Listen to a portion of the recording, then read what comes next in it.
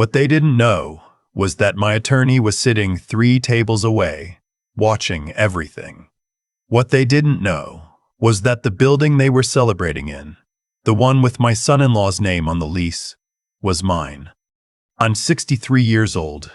I drive a 2009 Ford F-150 with 180,000 miles on it. I wear Wrangler jeans and New Balance sneakers I bought at Walmart. I get my hair cut at a barber shop on Route 9 that charges $14 and has been there since 1987. I am not the kind of man people look at twice. That used to bother me. It doesn't anymore. My name is Douglas. I spent 31 years building a commercial HVAC company from a van and a tool belt into something that employed 47 people and service contracts across 4 states.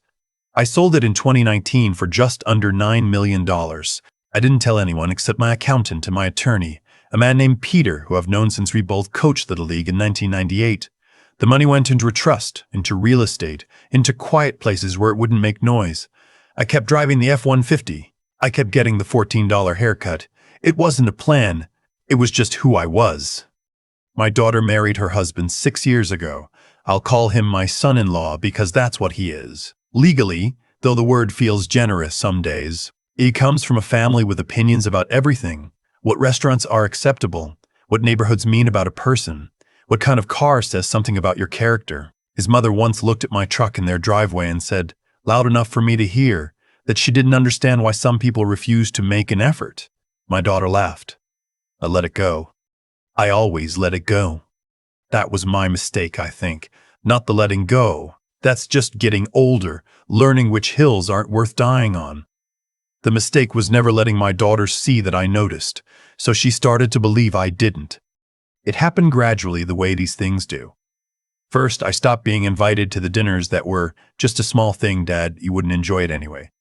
Then the holidays started getting complicated, full of scheduling conflicts that somehow always resolved in favor of his parents. Then came the birthday party. My 63rd birthday. My daughter organized it. That was the first sign I should have paid more attention to, because organizing a birthday party for someone means you get to decide what it says about them. She booked a room at a steakhouse in the city, the kind of place with cloth napkins and a sommelier and no prices on the menu. I wore a button-down shirt and the good slacks I keep for funerals and court appearances. I drove myself. When I walked in, my son-in-law's family was already seated at a large round table near the center of the room. His parents, his brother and sister-in-law, a couple I didn't recognize who turned out to be his college friends. There was a smaller table off to the side, near the service station with 2 chairs. My daughter waved me over to it. I thought at first I'd misunderstood the arrangement. I stood there for a moment, looked at the big table, looked at the small one, and asked her where everyone else was sitting. "This is it, Dad," she said. "We thought it'd be easier, you know, with the noise in here. You can hear better over here." She said it with a smile. The kind of smile that is also a door closing. I am not a man who makes scenes. I sat down. My son-in-law came over a few minutes later, already holding a glass of red wine, already comfortable in a way that told me this was not a surprise to him. He looked at my shirt, this specific look, a half-second inventory, and said, "Douglas, good to see you. Glad you could make it." "Glad you could make it. To my own birthday party." "Good to be here," I said. He nodded, patted my shoulder in the way that men do when they're being gracious to someone they've already dismissed, and went back to the big table. I watched him lean down and say something to his father, and his father glanced over at me and smiled, and they both laughed at something I couldn't hear. My daughter brought me a menu. She sat with me for 11 minutes. I know because I checked my watch twice, and then someone called her name from the other table, and she said she'd be right back. She didn't come back for 40 minutes. I ate my steak alone. The couple at the next table were celebrating an anniversary. They kept touching hands. I paid for my own dinner. $58 plus tip. My daughter hugged me at the end of the night and said she hoped it had been special. My son-in-law shook my hand. His grip was the kind that is meant to remind you of something. I drove home on the interstate with the windows down even though it was cold.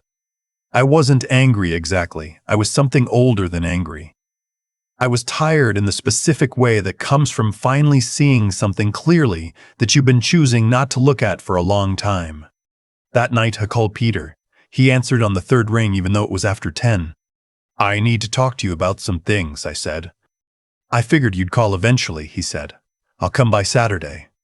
Peter had been watching my situation for a while. He's a quiet man, careful with words, the kind of lawyer who asks 3 questions before he says anything. He came over Saturday morning and we sat on my back porch with coffee, and I told him what happened. He listened without interrupting, which is one of the things I respect most about him.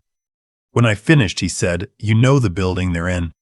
He meant the restaurant space my son-in-law had leased for his hospitality consulting business, a venture that had been running for 2 years mostly on my daughter's salary and what I now understood were expectations about my future.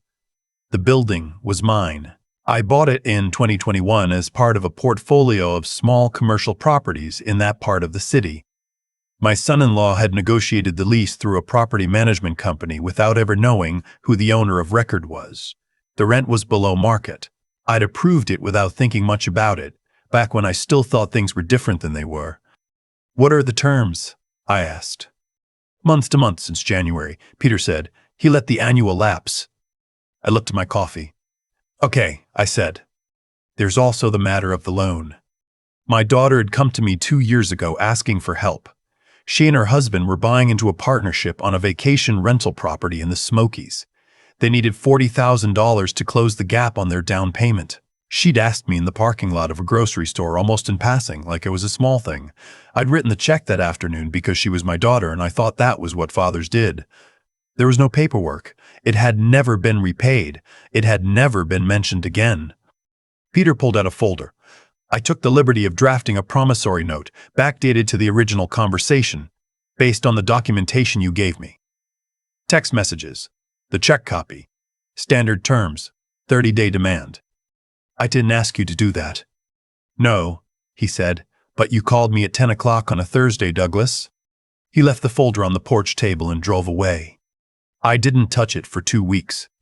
I want to be honest about that. I'm not a man who moves quickly toward hard things. I spent those 2 weeks going about my regular life. The barber shop, the hardware store, Sunday morning at my church, where I sit in the 4th pew from the back, and sometimes I think about my wife, who died 8 years ago, and what she would have made of all this. She had good judgment about people, better than mine. She would have seen my son-in-law clearly from the first handshake, I think. She would have told me with her eyes without saying a word. What made me finally move was an anger. It was something my daughter said on the phone during those 2 weeks. She called to tell me that her in-laws were throwing a party, a milestone celebration, she called it, for her father-in-law's retirement. It was being held at a venue downtown, a converted warehouse space that hosted corporate events and private parties. 200 guests, catered dinner, a jazz band. "We'd love for you to come, Dad," she said. "It would mean a lot to George." George is her father-in-law. I had met him maybe 12 times. "Of course," I said. "I'd be glad to come." After I hung up, I called Peter and told him to proceed. The thing about these situations, and I say this as someone who came to it late, who wishes he'd been paying better attention, is that the people doing the dismissing are almost never thinking about what they don't know. They see what's in front of them, a man in a Walmart jacket driving an old truck, eating alone at the side table. That's the whole picture as far as they're concerned. The idea that there might be a completely different picture behind the one they're looking at simply doesn't occur to them, because it hasn't needed to yet. My son-in-law had been talking for 2 years about buying out his business partner. He needed capital. He'd mentioned it to my daughter, who had mentioned it to me casually, the way she mentioned a lot of things, not quite asking, just letting the information exist in the air between us. I had not responded to it. He was also 6 months behind on the business lease, which the property management company had been patient about in ways that, in retrospect, required an explanation. 3 days before the retirement party, the property management company sent a formal notice of lease termination, 30 days, standard language, signed by the property manager, who answers to me. 2 days before the party, Peter sent a registered letter to my daughter's home address, which is also where her husband received his business mail. The letter was a demand for repayment of the $40,000 promissory note. 30 days. One day before the party, my son-in-law called me. I let it go to voicemail.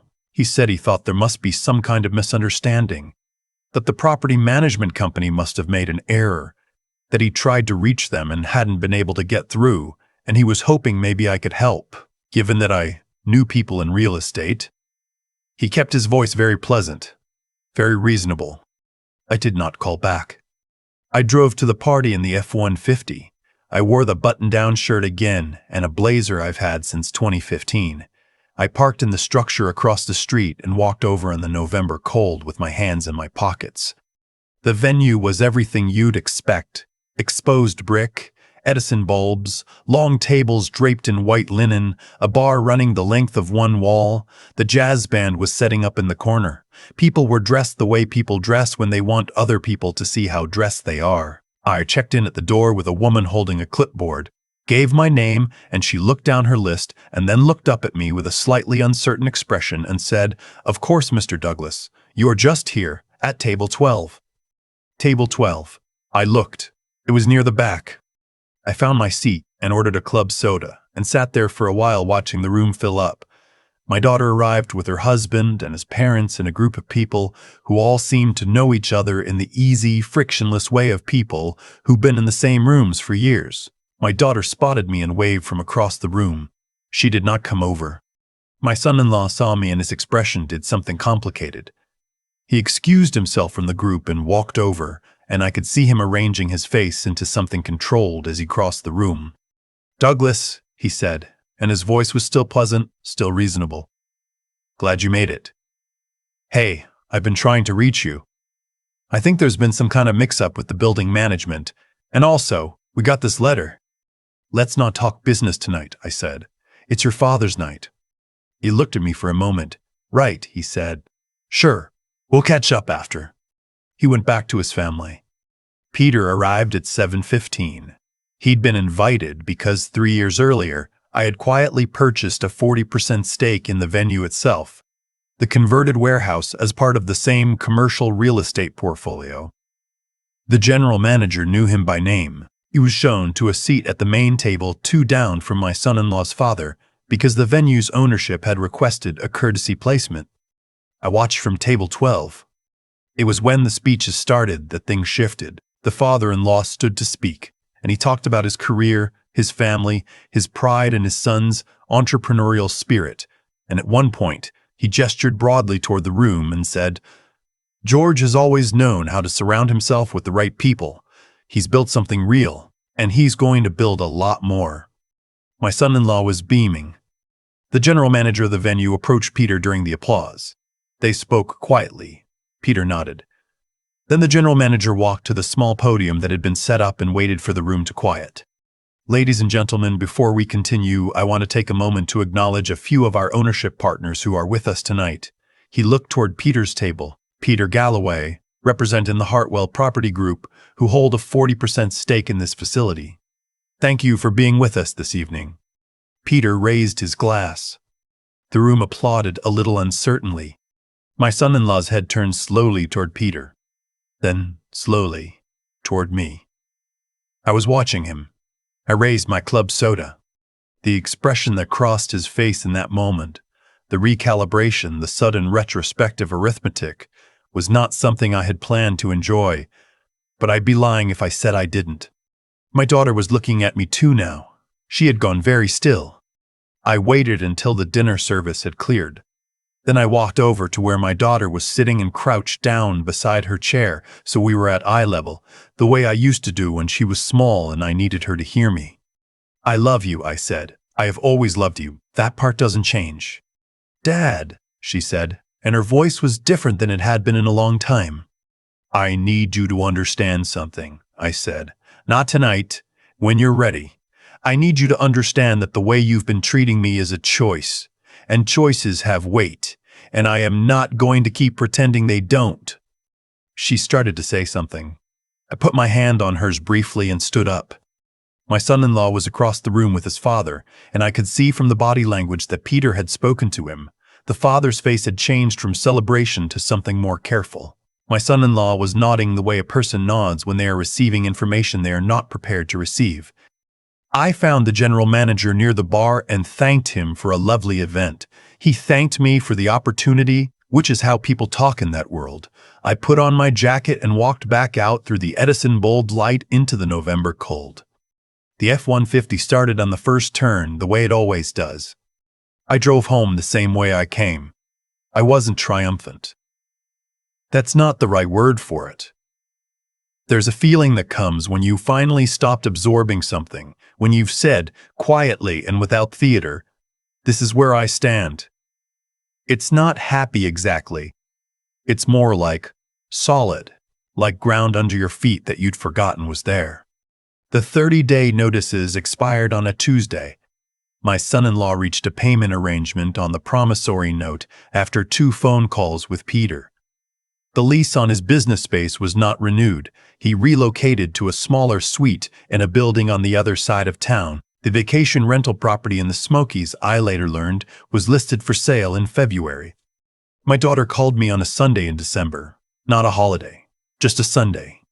She said she'd been thinking. She said she had a lot to think about. She said she was sorry. Not for everything, not all at once, but for the birthday dinner. She said she was sorry about the table by the service station and that she didn't have a good explanation for it. I told her the explanation didn't matter as much as the call did. We talked for almost an hour. It was the longest we talked in 3 years. She asked me questions I hadn't expected, about her mother, about the early years, about what I was like before she was old enough to form opinions about me. I answered them honestly, which felt like practicing a language I'd let go rusty. At the end of the call, she said, "I didn't know, Dad, about any of it." "I know you didn't," I said. "That was partly on me.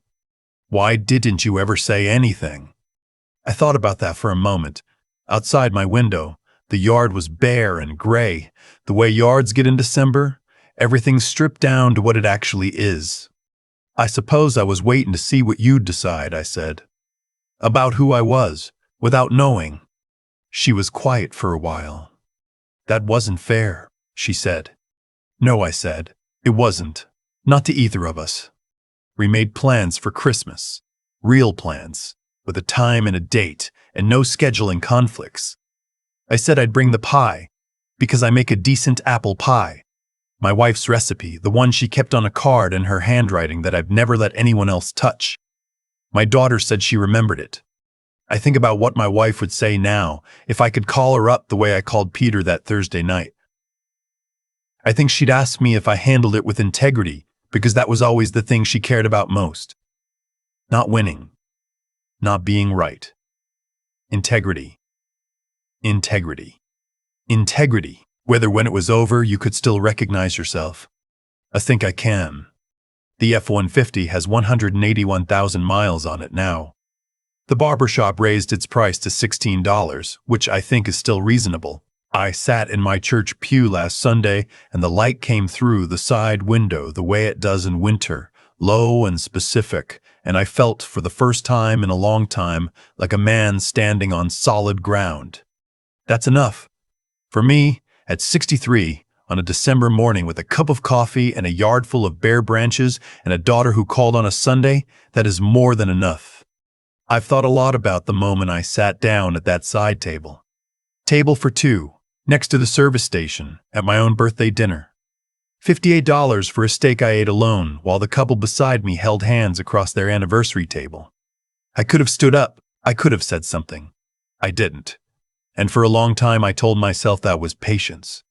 Now I think it was something more complicated, part patience, part avoidance, part a father who loved his daughter so much he kept swallowing things that should have been said out loud years earlier.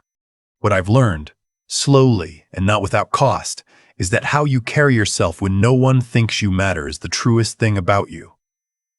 My son-in-law looked at my Walmart jacket and my old truck and made a complete calculation about who I was and what I deserved. He was wrong on the facts, but here's what I've had to sit with. He wasn't entirely wrong that I'd allowed it. Every time I let a dismissal pass without acknowledgement, I gave it permission to happen again. That's not humility, that's just slow erosion. There's a difference between being a peaceful man and being a man who's given up on being seen clearly. What finally moved me wasn't the birthday dinner. It was the phone call where my daughter referred to her father-in-law's retirement party and said it would mean a lot to George, not to her. To George, a man I'd met 12 times. I heard something in that sentence, not malice, but absence. I had become background in my own daughter's life, and she hadn't even noticed it happening, and neither, honestly, had I done enough to prevent it. The decisions I made after that were not about revenge. I want to be honest about that. They were about consequence. There is a natural weight to how we treat people, and when we insulate ourselves from that weight, when we assume someone will keep absorbing whatever we hand them, we stop growing. Whatever we assume someone will keep absorbing, my son-in-law needed to encounter the weight. My daughter needed to see it, not out of cruelty, out of something closer to respect, the belief that people are capable of better when they're asked to be. What I know at 63 is this: integrity isn't what you do when people are watching. It's the standard you hold yourself to when the easier thing would be to let it slide. I could have used what I knew about that building, about that lease, as leverage years earlier. I didn't. I waited until I was certain it was the right moment, handled it through proper legal channels, and never raised my voice once. That matters to me, not because I needed to be the righteous one, but because when it was over, I needed to be able to look at myself straight. And the clearest thing, the one I keep coming back to on Sunday mornings with my coffee, it was my daughter calling on a random Sunday in December, not a holiday, not an obligation, just a call that told me something had shifted. She asked about her mother. She asked who I was before she was old enough to form opinions about me. Those questions cost her something. Asking them was an act of character, and I think, in the end, that's what all of this was really about, not what I owned or what my son-in-law lost, but whether my daughter and I could find our way back to seeing each other honestly. We're working on it. That's enough.